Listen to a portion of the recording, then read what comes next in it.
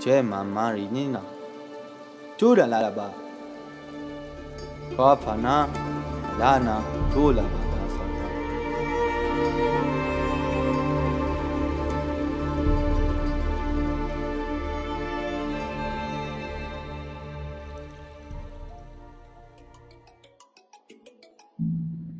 Yay. Yay! Ah, beautiful It works. background. Oh, thank you. You're looking wonderful. Thank you. Thank you for having me. Yeah, you're welcome. Thank you for saying yes.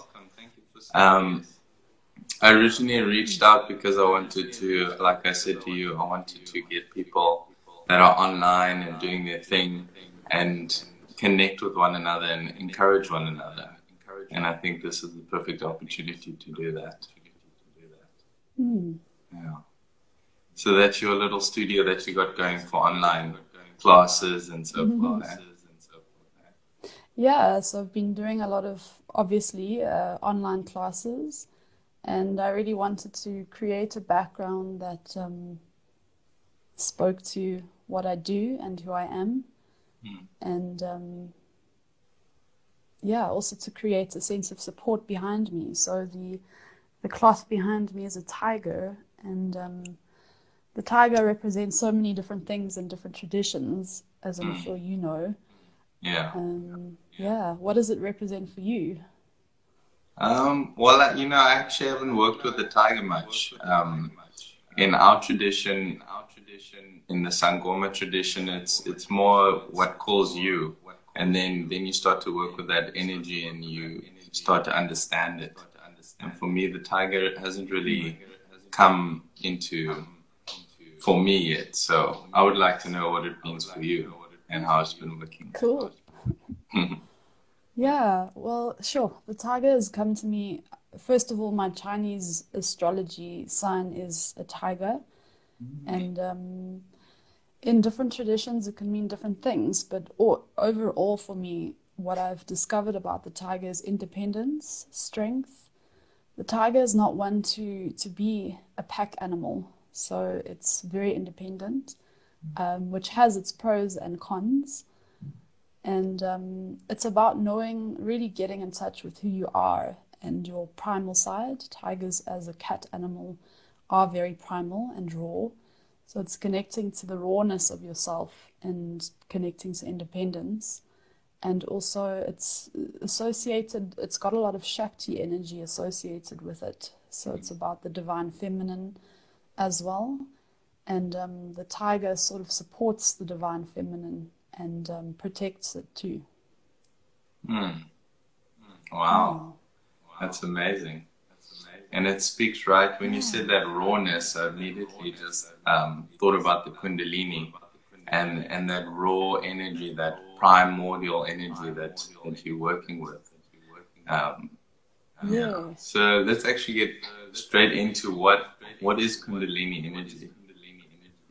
Sure. That's such a big question, and I knew obviously you're going to ask this based on the topic of our conversation. Yeah. And I just like to say, as much as I'm on this path, I wouldn't say I'm, like a guru or an expert or like a renowned researcher in this field, but you're a seeker, just like everyone else. I suppose, yeah. Seeker definitely describes it. But yeah, from what I've learned and experienced, Kundalini energy it's a dormant energy within us. So it's a tangible energy. There is research actually showing the Kundalini energy in different ways. So it's a dormant energy that sits within all of us. So physically, it sits at the base of our spine. And it's an energy that we are born with. It's flowing when we're born. And generally in society and through a variety of experiences, unfortunately, it can get shut down. But the energy itself it's our creative potential. It's our life force energy. It's an energy that flows throughout our chakra systems, which is our energy systems in our body. It's an energy that it can be associated with the snake energy, and the reason why is because It literally means coiled hair. So it's almost like a coiled snake energy that sits at the base of our spine. The snake kind of came into play in later traditions and definitions, but it's not one of the kind of, it's not wholeheartedly snake energy. It's our divine energy. It's our infinite potential. It's an energy that flows within us. It's the nerve of the soul. It's an energy that can only be experienced in many ways. It can't be intellectualized. You know, you can intellectualize and study it for days, but it's an intelligence in its own right, and it awakens different parts of us at different moments. That's that in a nutshell. Okay, that's very nice. Thank you for sharing, because I mean, I think we've all experienced a little bit about it, and there's many different names that associate with Kundalini. There's all in the different traditions and things like that. So when you're talking about that creative force, that inner energy that's within you, it makes me think of just who you truly are as a human being, you know, and that expression of you, that divine spark within you. And my message has always been the alchemy of remembrance. How do we remember that spark? And I think Kundalini Yoga is one of those ways of awakening that energy within you and remembering that energy. Because I think as it starts to arise, or as it starts to flow within you, you do feel like a sense of remembrance or something that's familiar. But I'm sure it can also be quite intense when it starts to rise. Yeah, totally. I must say I'm so grateful to Kundalini Yoga and training in this tradition, because it's been a really safe, contained way to learn and hold and grow into this energy. I feel like I've been doing this for a few years, and it feels like I still have a long way to go, and there's so much more to experience on this journey. And yeah, it definitely is intense. And it manifests differently for different people, right? So I can't write, a whole book about it and say, this is how it's going to look. But the Kundalini Yoga itself can give sort of guidance to navigate through the intensity. And for me, when I started this journey, a lot of my external world started changing. So I was immediately hit with internal chaos. So it was very amplified. And the external stuff happening in my world started changing a lot, especially within my family energetic field. And my teacher actually shared with me at some point that when you start to work with the Kundalini energy, you're almost raising the Kundalini energy for your ancestors as well. So blocks that they had are coming through you at each point, at each chakra, which is like, whew, it's a lot to sit with. It's big. Wow. It's really big to hold in my heart right now. But yeah. Sure. Yeah. So what called you to this path? Like, I like to ask this question because it paints a story, your story. And that story can relate to many other people that are going through some changes and shifts. And Kundalini could be a tool for them to get into because of the same feelings that they've been having. So, how did it start for you, your journey to get here? I think, I've always been one to connect with spirit and God, and I was lucky from a young age to have tarot cards and angel cards around me and learning through symbols. And I think the universe started planting symbols around me in different ways. And one experience I remember was in my early 20s. I went to a Reiki healer, And she gave me guidance. One of her messages, she was also a psychic medium, and she said one of her messages were that I would work with the Kundalini energy. And my basic understanding of Kundalini energy was that it's sexual energy. I really thought it was purely sexual energy. You know, it's like, and so I was like, ooh, Kundalini, on one level, and the other level I was like, Kundalini, what is that? It's like so random, like that's not helping me in my life right now, type of vibe. But it was a seed. It was such a strong seed. And then I was lucky enough to travel at one point to Amsterdam for a festival that I attended, and they had all sorts of classes in the morning, and I attended a Kundalini yoga class, and I then started to connect the dots. I loved the class. I thought it was like quite strange initially, but I felt so good afterwards. And then from there I came back to South Africa, and then a friend of mine mentioned a donation-based Kundalini yoga class. And I was like, oh, Kundalini, there it is again. So I started attending the classes, and then there was training coming up, and I just flowed into it. I was like, yeah, this training, it feels right, it feels good, off I go. And also previously and kind of during that time, I went through a Gobongo process with the Sangoma, which is basically a clearing process. It was a week of purging, so drinking medicines, purging, sleeping on the floor, waking up at various times, praying, pathering, and through that process, I was actually shown various parts of my path, and the yoga was one of them. So it was a confirmation, and it was really just trusting the flow, hey, and trusting the flow. In a nutshell. Yeah. Well, I mean, there was like training to work with the Kundalini even before work, but I guess the way that it was calling you, it was working with you since the dawn of time. It was always there, the little seed, and you were just flowing with it every day. Wow. Flowing with it and resisting it at the same time. But I think that, resisting it is also part of the process as well. And is still some resistance. Is resisting a bad thing?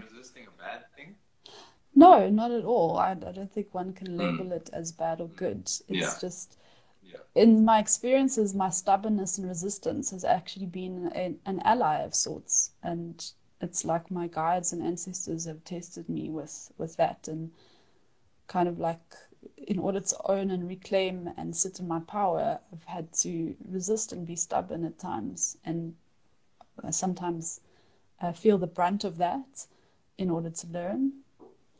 But it's been part of the process to strengthen and maintain energy.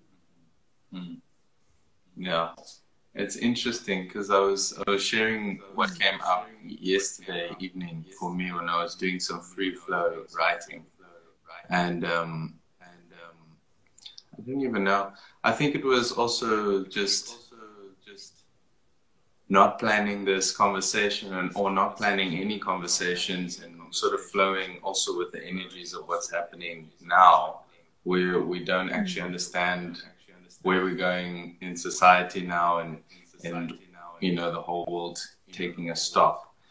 And we used to structure, we used to planning, and now it's like we have to quite literally surrender and rest into this energy of flowing with as it comes day by day. And that also can be quite I wouldn't say scary, but it's just something different, and there's less confidence, but you're talking about that Shakti energy, the feminine, the disciplines. Most of my life I've been working with disciplines, especially in health, working with diet and things that I put in my body. But then also other disciplines like meditation and breath work. And basically, I like to optimize my life and how I feel, and if I can find ways to better that, then I would.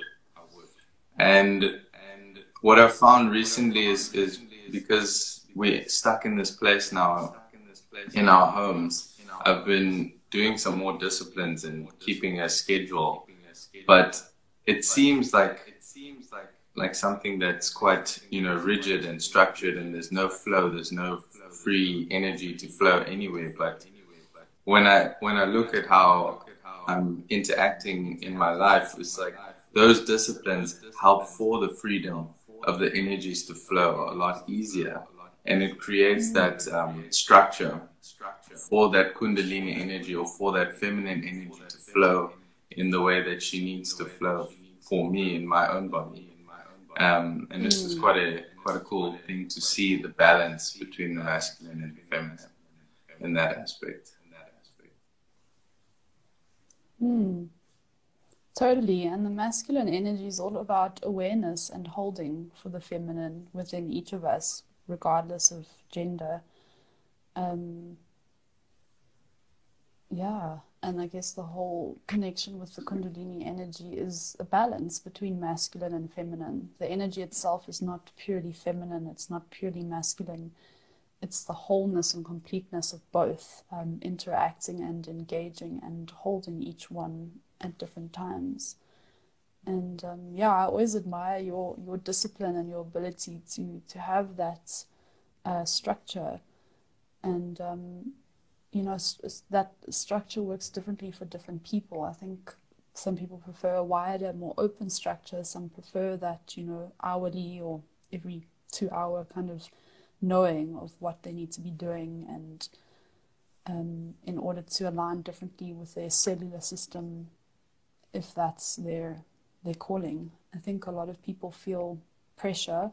I think as soon as there's pressure or like resistance or angst actually towards whatever structure you're trying to create in your life, it's sometimes okay just to have space to flow and not have structure. Maybe there's people who have strict, rigid structure, and perhaps they need to allow for space, and to like try a day with no structure.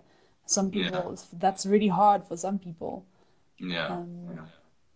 But it sounds like you also like planting seeds throughout your day of creating more expansion for yourself in connection to others, and I'm sure in connection to your work too.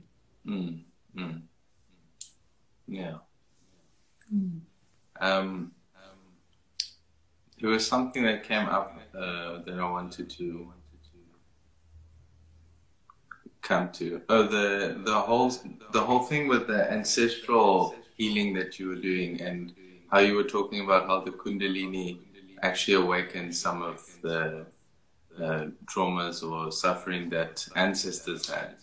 So that's where I wanna go now. What have you experienced, or how can someone navigate that? Because especially those that don't have wisdom of their ancestors or working with that. Because I'm sure it can, the feelings that you feel during those times can be quite intense. Yeah. And I'm sure you have experience with that as well. It's there's no map for it, hey? There's no specific map. But I think the process of getting in touch with ancestral wounds are visible to us in the living, in the now. If you look at your parents, if you look at your grandparents, if you look at your siblings, your cousins, any family, and you see reoccurring patterns flowing, whether it's addiction, whether it's behavioral patterns, whether it's toxic negativity, whether it's lack and poverty consciousness. I mean, these are kind of universal themes that can flow within any ancestral line. When you start to look at those things, it's alive. It's alive around you. So you can start to look at it around you. And then the Kundalini energy and awakening of that started to help me. I wouldn't say help, because it didn't feel helpful, but it felt intense, started to allow me to feel the wounds within myself. And that manifested emotionally. It manifested through relationships, through the different relationships I attracted and drew to me, and intimate relationships, friendships. It manifested in just feeling, actually. Feeling, literally feeling. And when I say feeling, I mean emotional feeling, but also physical sensation in the body. I got to different points in my energy field, in my chakras, where I'd be working with one chakra specifically for a long time, and there would be my stuff and then ancestral stuff, and sometimes it's hard to navigate which is what, whose is whose, and in some way it doesn't really matter. Ultimately, when you go through the process of healing, you're either healing yourself and your ancestral lineage, or just yourself, or both. I don't think there's actually just yourself. There's definitely an interplay between that. And a lot of things changed in my living family when I started this process. A lot. It's quite cool when you can see the ripple of effects when you're working with your own healing and your ancestral healing, that it actually plays out into your family's lives, and you can see what's happening, the dynamics that change. Very interesting. And I think just to say, just something that's alive in my mind and heart right now. I'm not a parent, but just connecting to parents, and especially mothers who carry children in their womb. You know, when they're carrying a child, their Kundalini energy, no matter where it's at, whether it's very suppressed or very alive, begins to be channeled to that child. And I think when that child is born, there's still a connection for like a few years, and then later on, that connection is naturally supposed to kind of be, disconnected, so that the child can embrace their own infinite potential. But I think what happens a lot is that connection stays alive, and it can create things like codependency and inability for the child to live its higher purpose, and the mother to also live her higher purpose, and imagine the father in some way too. So it's interesting how that connection of Kundalini at birth is meant to transform and manifest and grow, but sometimes it gets stuck. And I'm mentioning this just because of an example. I had a student who started almost taking back her Kundalini energy. So she's a mother and she had an older child, and when she started taking it back, there was a huge ripple effect in the family. I don't want to mention more than that, but that's just something that is alive right now. And what kind of benefits can we see when we start to work with our Kundalini energy, or just start to tap into who we truly are, and saying yes to that path of remembering? Maybe you can talk a little bit about some of the benefits that you've experienced and how you've come to where you are now. That's a very cool question. To actually name and feel and acknowledge the benefits, even though the journey can be quite tough. Of course, there are benefits. Sure. So I think physically, a lot of healing can take place when tapping into the Kundalini energy. So healing any physical ailments that you have, things like, things that people suffer with on a daily basis, things like allergies or problems with digestion or anxiety. It's a huge healer for anxiety, because it helps you expand and be able to capacitate and hold all your emotions and deep emotions, things like grief and terror, which we don't experience necessarily daily, especially terror, because we're not faced with necessarily, danger in our face, in our immediate attention. So it's definitely a way to help heal anxiety. it's a way to embrace more of your creativity and have the confidence. I think one of the benefits is gaining confidence for what you truly feel in your heart, and confidence to shine your light, confidence to speak up within relationship, intimate relationship and friendship, and with your co-workers or your boss. It also gives courage to take that leap of faith into your highest destiny. It's a clearer of note, so that can be initially sometimes painful, but ultimately it's a blessing. That's amazing.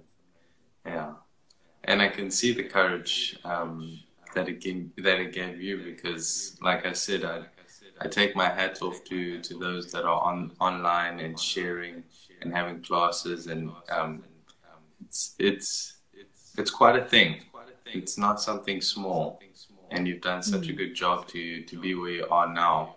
Because it's like it's not just being vulnerable to a small group of people. It's being vulnerable to the world, and that takes huge courage to do. And I'm sure it's been a process in your own right. Totally. Yeah. Totally. I must say that the whole lockdown and coronavirus has pushed me almost. It's like I've got more time. I'm not out and about. What can I offer that is possibly of benefit, even just to a select few, and not have any expectation of the outcome? Yeah. But it's a good place for self-acceptance, especially when you watch your own videos. I'm sure maybe you've been doing this for ages, but I'm sure you would know, watching back at yourself, and if you say a word funny or a lisp comes through, or my mouth does something awkward, or which I interpret as awkward, it's definitely a good way a good lesson in self-acceptance. Yeah. And also having trolls. So yeah, having a troll like say some really negative stuff. Moving past that. Yeah. Yeah. Yeah, I think there's a lot of lessons people can learn from being vulnerable online. I was actually just looking at some of my old computer, and I was going through some old things, like deleting some stuff.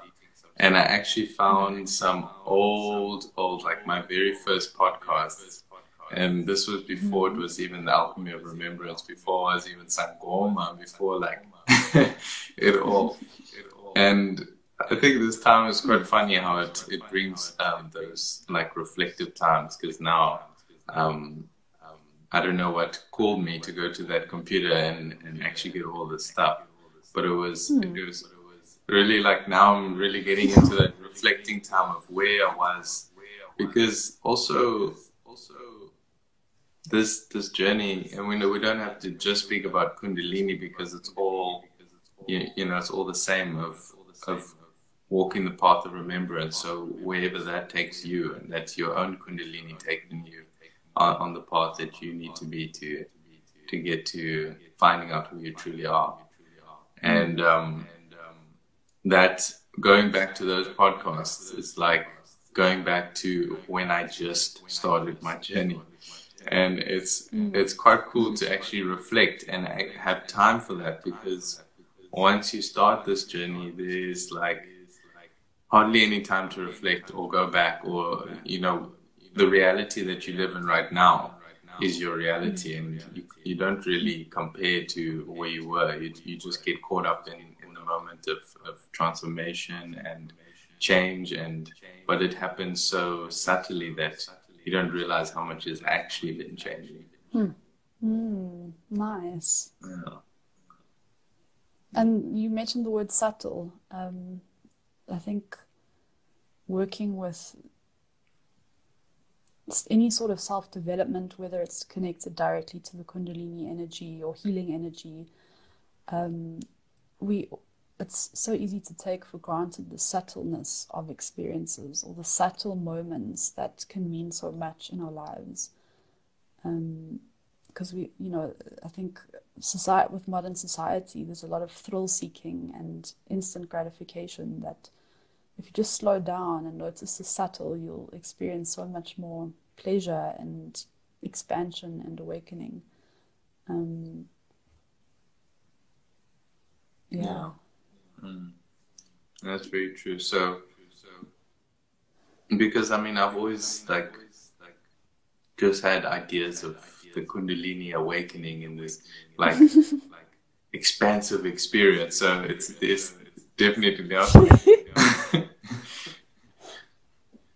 It can be. There are people who, you can literally go on YouTube, go get a meditation that's awaken your Kundalini right now. And I've actually heard of people experiencing that, and it shoots up and they're not ready for it. It's like trying to eat a meal you haven't even cooked yet, and trying to eat the pot and the raw food and all of that. Yeah. But I suppose that, it's not to negate those experiences. It also can be part of the process. But I think people do pay a price who force it. So Kundalini Yoga then, is that the practice of becoming ready for it, for the Kundalini to arise? Because you're talking about... Okay. Yeah. It definitely prepares the body, prepares the energy systems, allows you to go on a journey of showing you and revealing your blocks, your gifts, your wounds, your treasures that you have to offer the world. And it's often known and named as a technology. So it works scientifically on the energy systems, and there's research, that backs up a lot of what it does. So it does prepare the body and the mind, of course, and the nervous system. That's awesome. So you do classes online now. Are you doing every day? I do classes on Tuesdays, Wednesdays, and Thursdays, and then also private sessions online. And I saw you're also doing live ones for public, or how does that work? On Facebook I do midday meditations on Facebook Live on my page. It's from 12 p.m. to 12:30. And we just do either an 11-minute meditation or 2 3-minute meditations. And it's just a little taste of Kundalini Yoga meditations. What can happen, but also just to reconnect to your day, to yourself, so that if your day started off badly, it doesn't have to continue that way. You can have a break, realign your psyche, and move forward. So is the meditations different to the yoga, or is it all the same, meditation and yoga? Well, I guess, in each, when you attend a Kundalini Yoga class, typically you go through a Kriya, which is like a set, and that can be like 40 minutes long. And then there's a relaxation, and then a meditation after the relaxation. So the meditations in themselves does work on the energy, but it uses specifically more sound, mudra, which is hand positions, and mantra, which are like sentences or affirmations. So it's more, the meditations can be rough in terms of physically too, but they're more kind of mentally based, if I can say that. Yeah. And the kriyas are like different, but that's more physical. Yeah, definitely more physical. I laugh because there are some very interesting kriyas and movements and stuff to kind of awaken this energy. Yeah. But it can be more different. It is more physical, yeah. That's awesome. I'm going to join one of the live meditations for sure. Do join today. Yeah, I'll join today for sure. We're doing a nice full moon. Since it's full moon, we're doing a full moon meditation. Okay, cool. Yeah. Is it today? I thought it was tomorrow. Is it tomorrow? I don't know. I thought it was today. I just looked on the calendar, I think 2 days ago, and they said Wednesday, but around it's all in the energy of it. Yes, I Yeah, suppose, yeah. yeah. Yeah, I'll check that That's, out. yeah. I would also like to see how it is, because I work with the Tao, and I think I've told you before, the Taoist energy meditations, and I mean all of the philosophies have a bridge to the others, and it's just the different practices or the different ways that do the same job. But I'm very interested to see. I enjoy the Tao because it's also like everything that you're explaining and talking about with the Kundalini energy and preparing your body for the energy that's coming in, and being aware of it, sitting with the different emotions that are arising and balancing those emotions with positive emotions. And yeah, basically the Tao is all about just bringing back that balance, because in the world that we live in today and our habits, it's like the negative habits, not negative, but that sense, it grows like weeds. It's something that happens just naturally. Or the love, the joy, the happiness, these things easily get forgotten. But the fear and what gets caught up in the fears is, can manifest within a minute. Especially when you're doing meditations, I'm sure like people will go into meditation and they see some thought, and that thought just goes to a whole bunch of thoughts that in a minute that you didn't even realize. So the active meditation helps to just focus in on that and sort of bring the balance back into play. Definitely, and there's definite similarities between Tao teachings and Kundalini teachings overall. Kundalini Yoga is not the only form to embrace Kundalini energy. It's just a really great practice to contain and hold. But yeah, I had a student who attended one of my courses. I do sexual energy awareness courses using Kundalini Yoga and a variety of other reflective practices. And she had a lot of experiences in the Tao tradition, and she said it works with the Kundalini. They both work with the Kundalini energy in different ways, and I suppose, yeah, just like kind of adding to what you're saying is, how does the Kundalini energy impact your practical day-to-day living? I think sometimes people think, oh, it's this big spiritual awakening, and it's like, now I'm going to live in fairyland. And it's like, no, bruh, it's not going to roll like that. And it's about then bringing that divine seed, that divine spark into your daily living through your eating habits, through your way of relating, and through what you create, because it's almost like you get given a blank canvas to a degree, and it's like, go create your light, and be mindful of it. All right, yeah, because it is that creative force that's wanting to push you in that direction of creativity. And some of us want that, like, we are spiritual beings living as humans. It's easy to forget. And we miss, in different spiritual traditions, it's like, whatever heaven is, or the other side, or whatever you want to call it, we miss it. Like, it's important to acknowledge it's easy to miss, and want to then embrace spiritual practices like anything to do with Kundalini energy in order to get to that place as a living being. But it's like, it's important to remember that we're in this body still, we still have this tangible thing that we're living in, and we you can't just live in your head in fantasy. You gotta like bring it down. Yes. Yeah, that's a very important part, that whole bringing it down, because that's like the embodiment of that Kundalini energy, or that creative energy that you're working with to bring it back.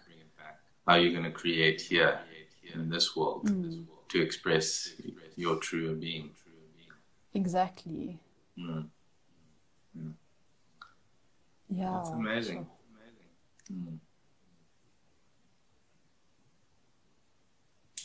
And I think just to add to that, you know, being spiritual is not, and embracing the sacred is not being perfect and nice and sweet and good and expressing my emotions really beautifully and nicely and packaged. You know, it's sometimes it is that when you're really feeling connected and expanded in that way, but sometimes it's ugly. You know, the process can be what we call ugly. Or raw, or uncontained, and that's okay too. Yeah, it brings it right back to the tiger.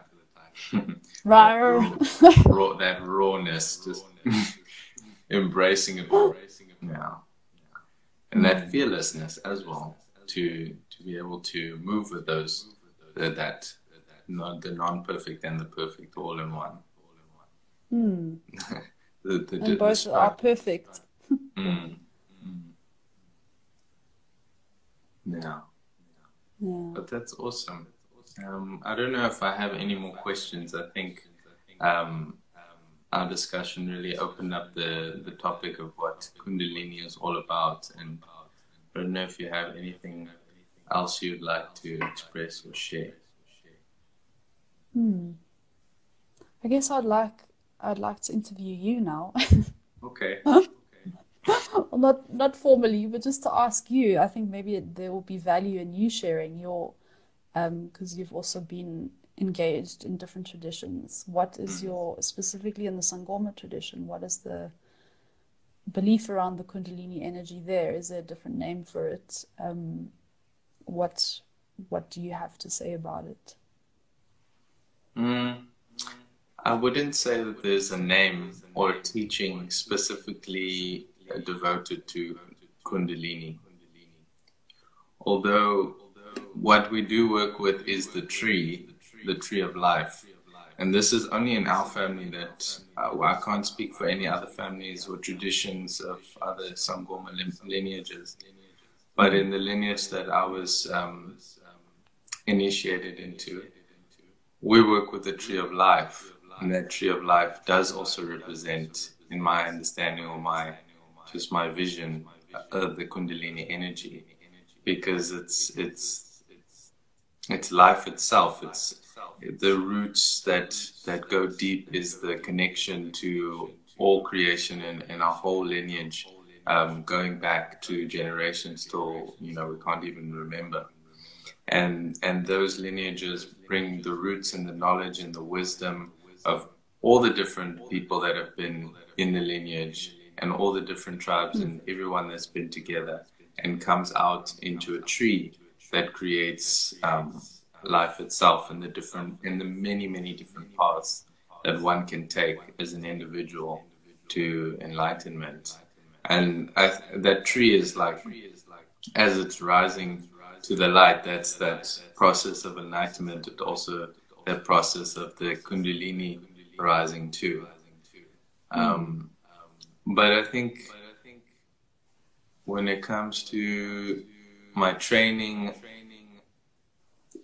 for me specifically, when we're doing drumming and dancing and the roaring and the technology of that really activates that energy within me, and it activates that connection to that, to right down deep to the earth, all those roots, and that connection all the way to the top, and just that dancing and the drumming and getting into that rhythm opens up those channels in quite a powerful way.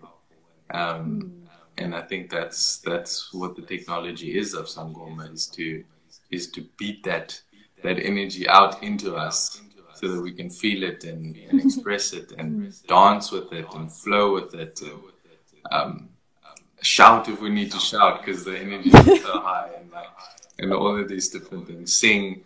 Sangoma means the one who sings, dances, and plays the drums. And so that's how I've been experiencing it. And You know, so that's why I need to also go back to where I initiated in KZN to get that connection sometimes, because I come back home and it's a time for me to implement what I've learned and the connection that I got and all of that, and you get back into what you need to do as a soul, as a person, and what your ancestors need. But then you can get also caught up in the energies of the world and the distractions and all of that. And it's also good to go back to those technologies, go back to the roots, go back to making a fire, telling stories, just helping out in the community, helping the go-go's, feed the go-go's, do what you need to do, because that also builds momentum for yourself. So, yeah. That energy that flows, that momentum that keeps you going, keeps your spirit going, and keeps all of your ancestors and your own spirit alive, so that you can continue to shine it. And when I talk about the spirit, then that's that Kundalini energy, that who your being, your core being. You don't want it to go to sleep after you've awakened it there with the drum. Yeah. Totally, and I think you're touching on quite a valuable point there, that, you know, you don't just wake it up and then now you can be lazy and chill and just let it flow. I'm sure there are moments like that, but it's almost something you have to work with daily, in some way. It doesn't have to be extreme, but just in subtle ways, 10 minutes of meditation or 10 minutes of drumming, and like you said, obviously sometimes it's especially in your tradition, you have to go back to the land to connect with the elements and whatever else, the tree of life. And it's quite interesting, as you're talking, I'm thinking of you know, with Kundalini Yoga, we're taught that we need to keep energy inside. So like during my training in my first module, I had a huge outburst where the energy in my belly and my gut was so strong based on the stuff happening. I just let out a full-on primal scream, and it was quite an ego death for me. Kind of awkward, you know. Other people also had hectic responses, but it's sometimes you just can't help it. Your body needs to release that. But yeah, with the yoga, you're taught to kind of transmute it inside. But you know, there is definitely value to also just releasing and expressing in safe settings, in creative ways, in community too. Yeah, there's big need for that. There's like just that primal raw itself releases so many different emotions. It's absolutely incredible. Just makes space. It makes space for yourself for that energy to come back into you, that pure energy. Yeah. Totally. And there's so much to say about it. I mean, like. But that's why I like how it weaves into everything, into all that is, into all the different traditions, into all the different ways. Like I'm saying to you now, if we didn't have this conversation, maybe that stuff wouldn't have come out of me, that reflection of what the awakening of the Kundalini within me through my own tradition. I would have just thought that it's just something that happens when you're drumming and dancing, but that's what it is, right? It makes sense to me now. And it's very interesting with Kundalini Yoga. I've seen a lot of people who start Kundalini Yoga and then they start to get, their calling gets louder, and sometimes they then need to go become a Sangoma or Twasa, or, you know, go through some processes that connect them to a specific lineage.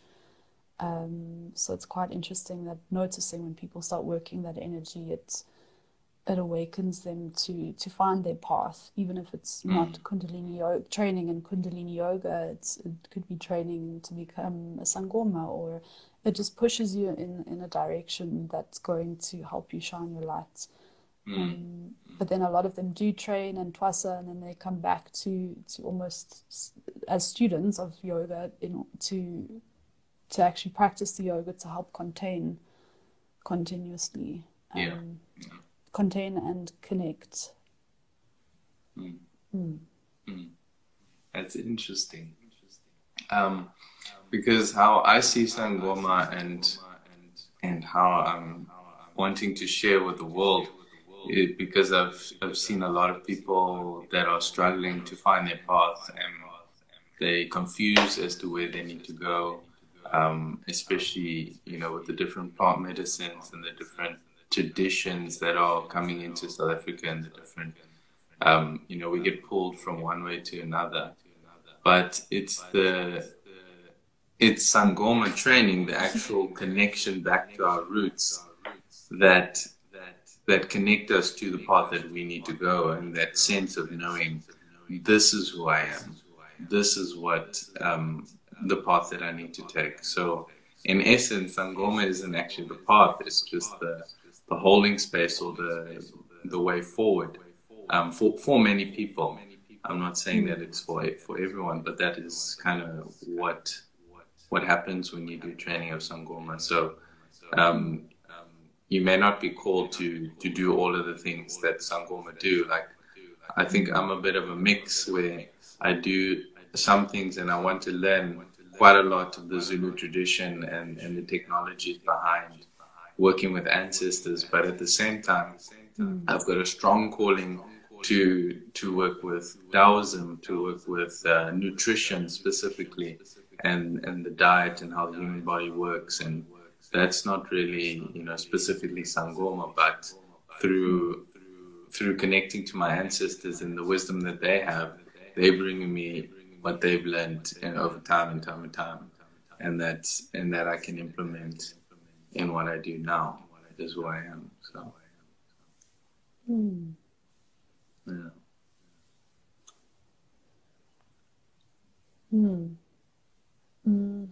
Something came up, but now it's left me. Just to touch on what you're saying, I was also, at the beginning of my path, when I started, before Kundalini Yoga, when I started having dreams and sensations, and I consulted a few Sangomas, and a lot of them told me, I must twasa, and that's where the stubbornness was good for me, because I was like, I don't feel it in my heart, I don't feel it in my dreams yet, but I'm willing to do a process, which took me to the Gobongo process, and then through there the dreams started coming. I literally dreamt of yoga and dance, which led me to kind of expanding burlesque dance. So it led me to those places and led me in a variety of different directions as well. But I think, and it also kind of, it's also important to acknowledge that some people's paths are paths of self-initiation, and maybe ultimately everybody's path is like that. So you're saying, you're connected to learning and expressing and being in the Sangoma tradition, and you have other talents and gifts. So in that way, it's as much as you're connected to a tradition, there's also self-initiation, and self-initiation in some ways involves a lot of trust and listening to yourself, not just conforming, not just suddenly going to twasa or suddenly going to train in Kundalini Yoga or anything. Yeah. It's really following, clearing your body, clearing your spirit, clearing your energy, so that you can see your way forward, guided by your ancestors, by God, whatever you believe in. So yeah, and like, you just to affirm what you're saying with regards to, sometimes you just need to go do a smaller process in a specific tradition. Maybe you don't need to train as a Kundalini Yoga teacher, you just need to do the yoga. And that can be applied to a variety of other examples and traditions too. Yeah. I also want to touch on that, the self-initiation. there is also caution, and for people to be aware that, okay, I take it back to my knowledge of diet and nutrition. And my theory is that detoxification is more important than nutrition. And the reason why I'm quite into cleansing and those technologies is because it brought back, for me, before Sangoma and before anything, it brought back that connection or that sovereignty to know where I needed to go, and that trust that led me to Sangoma.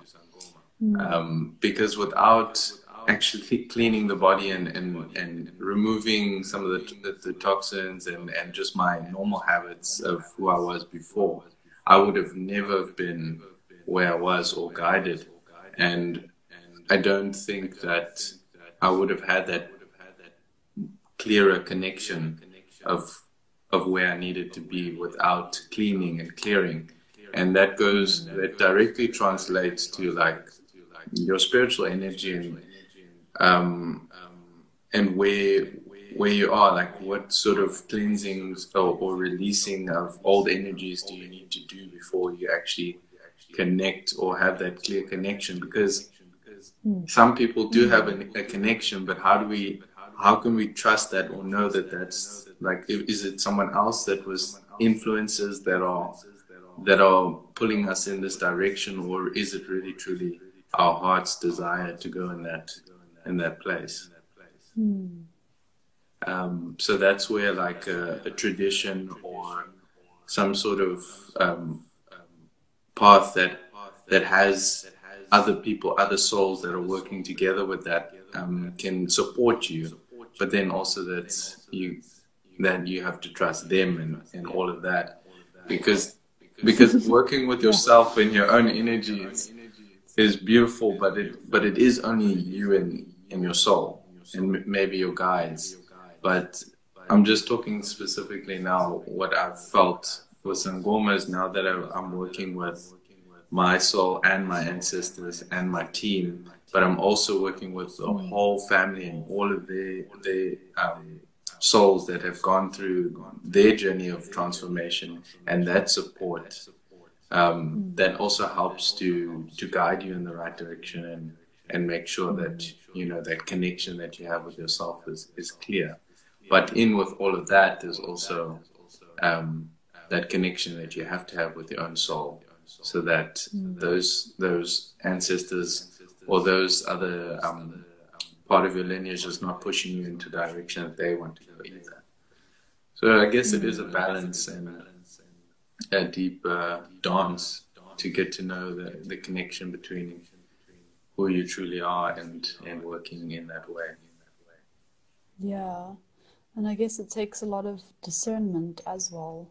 And yeah, I totally agree with regards to having a foundational practice, whether it's a Sangoma lineage or a family of yogis, or it is important to have that support and not blindly just do everything yourself or think that it's just me, myself, and I.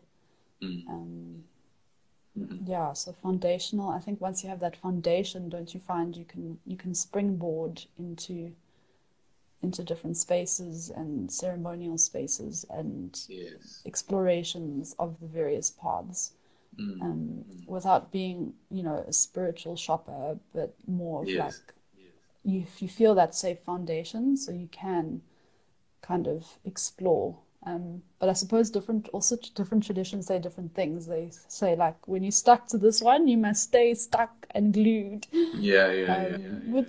Which is, everyone has a different opinion with regards to that.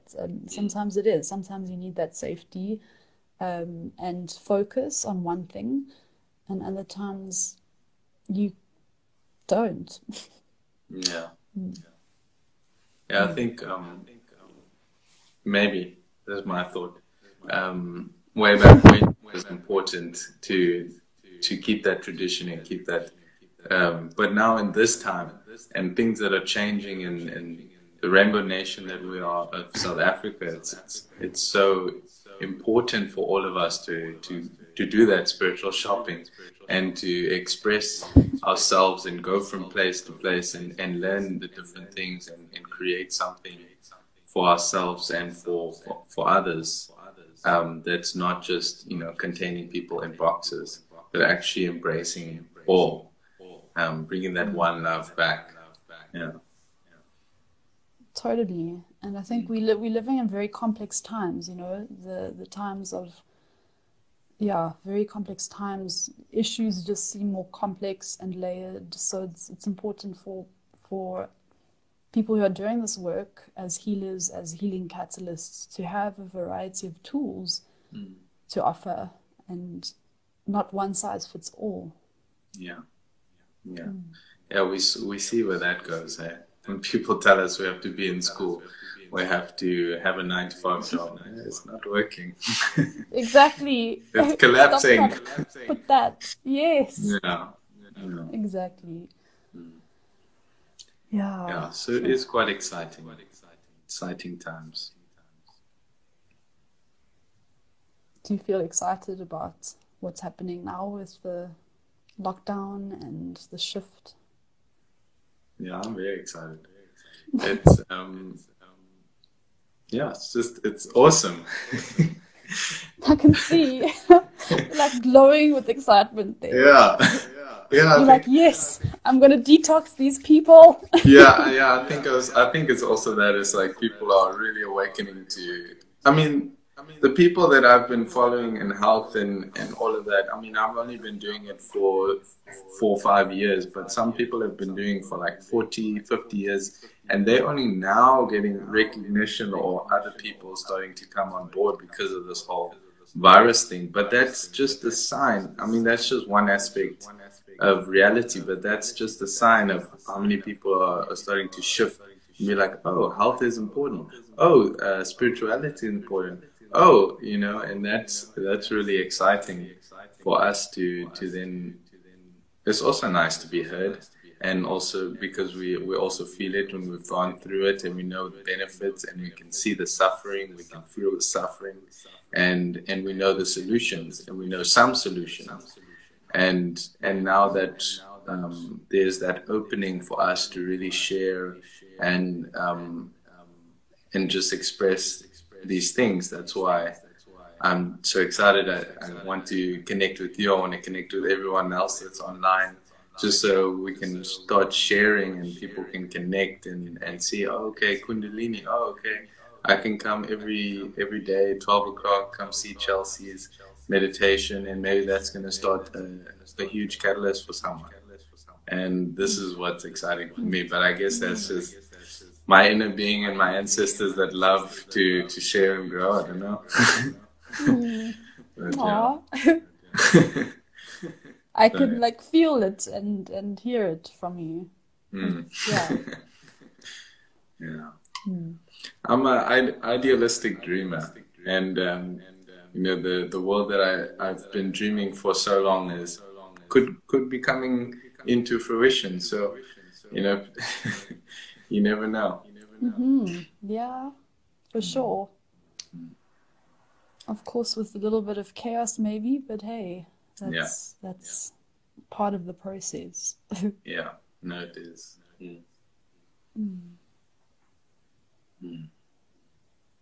But yeah, I think we had a really good conversation, and I'm really glad that you said yes and open to share your stories and everything about Kundalini. And I'll see you later in class. Yes. Oh, it's probably happening soon, eh? What is the time? I hope I'm not missing it. Oh no, it's at 12. At Wellness Impress. We're gonna do some chanting for the full moon. Awesome. Yes, awesome.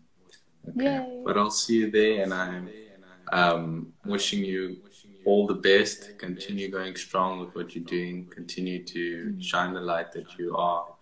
And thank you so much for sharing, and we'll just keep in communication, keep sharing online, and we'll go from there. Thank you. Satnam, Koza. Satnam, Togomas. Thanks for having me.